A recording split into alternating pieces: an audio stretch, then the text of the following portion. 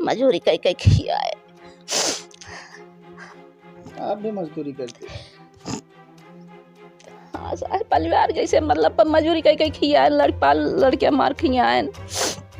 मालिक पैसे दिए हम लेके अपने ओतन में रह गए, बाहर फरसाई करत रहे, अपन खियावत रहे। ये जो फ्रेम में आपको एक व्यक्ति दिख रहे हैं, एक ये बेबस पिता है जिन्होंने अपने औलाद को लगभग 19 साल तक मेहनत मजदूरी करके कठिन संघर्ष से पाला, और उसके बाद आज इनकी औलाद ने इनकी एक ऐसी इज्जत उछाली कि जो अब किसी से कहने के लायक नहीं है।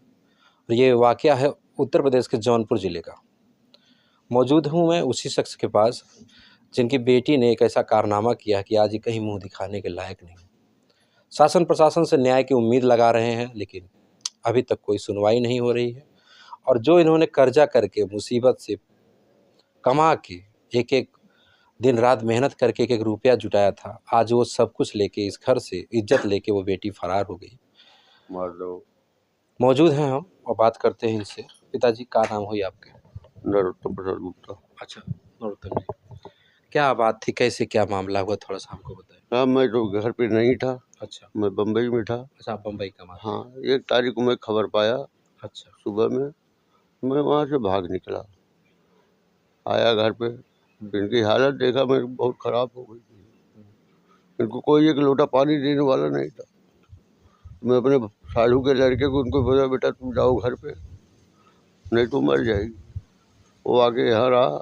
मैं जब आया गया थाने पे, पहले दीवानी से कंप्लेन लिखाया। संतोष भाई मेरे साथ में थे, वही सब कुछ किए, थाने पे ले जा दिए। 3 दिन बाद मेरी FIR दर्ज हुआ। जब एसर साहब का फ़ोन आया तब दरोगा जी मेरी FIR लिखे, तब छानबीन करने उसके घर पे गए, कोई नहीं मिला। मौजूद उसकी माँ है और उसकी भाभी एक है। FIR लिखा गया, अभी तक मेरी कोई सुनवाई प्रशासन से नहीं हुई है। प्रशासन क्या कर रही है क्या नहीं कर रही है, अभी तक कोई सुनवाई नहीं हो रही है। घटना 31 तारीख की रात को थी, 31 मार्च तारीख को, 31 मार्च को। अच्छा, और आप कंप्लेन लेके जाते हैं 1 तारीख को? नहीं, कंप्लेन तो तुरंत गए होंगे थाने पे। कोई नहीं गया, उनकी हालत खराब थी, मैं आके दौड़ने लगा। आप आके गए? हाँ, 3 तारीख को मैं। 3 तारीख के बाद आपकी FIR लिखी? हाँ, 5-6 तारीख को लिखी गई है। 6 तारीख को लिखी गई हाँ, FIR। जब वहाँ से एसओ का फ़ोन आया तब दरोगा जी मेरी FIR लिखे। अच्छा, सूचना पुलिस को तब तक नहीं हुई थी? तब तक ये इनको पागल क्या समझे, क्या होगा, कैसे पुलिस होगा, कैसे नहीं होगा, इनको कुछ नहीं मालूम था। वो तो जो मैं आके करने लगा। दरअसल आपको बता दें कि ये जो मकान आपको दिख रहा होगा, ये हाल ही में इसका निर्माण हुआ है, और इसको बनाने के लिए कुछ लेबर और मिस्त्री आए हुए थे, जो कि खेतासराय थाना के क्षेत्र के अंतर्गत एक गांव के रहने वाले थे, और दलित युवक जिनसे चमार वो लड़का था, नाम प्रिंस बताया जा रहा। प्रिंस नाम ना? नहीं, बर्जी का तो था, अंकित नाम का लड़का था। वो यहाँ के आके मजदूरी करता था, उसी दौरान उसका यहाँ से कनेक्शन हुआ, लेकिन उस बात को माँ को भनक नहीं लगी। आगामी कितनी तारीख को शादी थी लड़की की? 8 मई को उसकी शादी थी।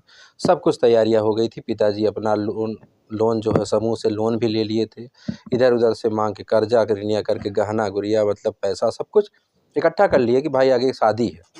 लेकिन वो बेटी शादी होने से पहले ही इस माँ बाप के ऊपर ऐसा कलंक छोड़ के गई कि जिसका हम कल्पना भी नहीं कर सकते।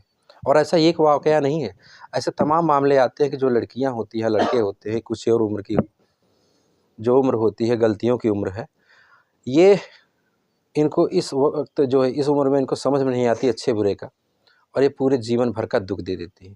वहीं जब इसके बाद जब कभी ये ठोकर खाएंगी या कभी इनके साथ कोई गलत होगा, तब उनको नज़र आएगा कि हाँ, माँ बाप का प्यार क्या था और ये 4 दिन का प्यार क्या था। अभी तो उनको समझ में आएगा नहीं। जब उनके साथ कोई गलत होगा, कुछ बदसलूकी होगी, तब जाके वो फिर ठोकरें जब खाएंगे तो माँ बाप फिर याद आएंगे। तो अभी कोई कार्रवाई अभी तक कुछ नहीं हुआ है ना? अभी तक कार्रवाई नहीं हुआ है। मैं यही कहूँगा प्रशासन से, उसको लाके हाजिर कर दे, मेरा सामान जो लेके गई उसको दे दे, अपना कोर्ट मैरिज कर ले, अब जाए उसके साथ मेरे कागज मेरे को दे दे, ताकि वो मरे जिए, अपने से कोई मतलब नहीं है उससे। वो तो आपके लिए मर ही गई। हाँ, ताकि कहीं लाके छोड़ दे, फिर मेरे घर पे आके बैठेगी तो मैं क्या करूँगा? बिल्कुल बिल्कुल बिल्कुल हाँ, सही बात। ये अक्सर सुनने को मिलता है, देखने को भी मिलता है। आप लोग देखे होंगे मेरी कई खबरों के माध्यम से कि कुछ दिन के प्यार होता है, उसके बाद फिर ले जाके माँ बाप के सर पे आ जाते हैं। अब एक तो वैसे भी कर्जे से परेशान है, मेहनत मजदूरी करके मुंबई जैसी जगहों पे भिवंडी में काम करते थे, दिन रात एक करके इस उम्र में भी सोचिए कमाते थे। और एक एक ही बेटी थी, बेटी एक ही बेटी थी। अब जान लीजिए ऐसा काम करके गई है जिसकी भरपाई नहीं हो पाएगी। माता जी हैं, थोड़ा सा इनसे भी हम बात करने का प्रयास करेंगे।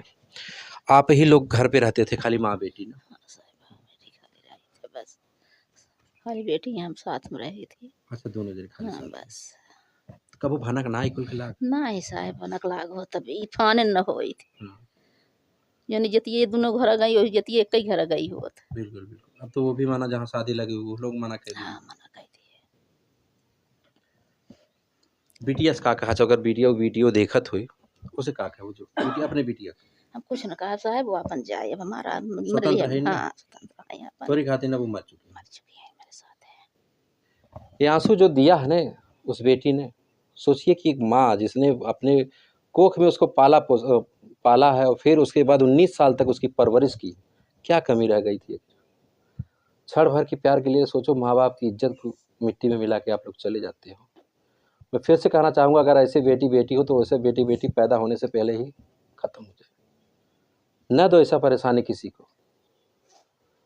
चलिए फिलहाल इस वीडियो पे आपकी क्या प्रतिक्रिया आप लोग कमेंट कर जरूर बताइएगा। फिर मिलते हैं किसी नेक्स्ट वीडियो, तब तक के लिए जय हिंद।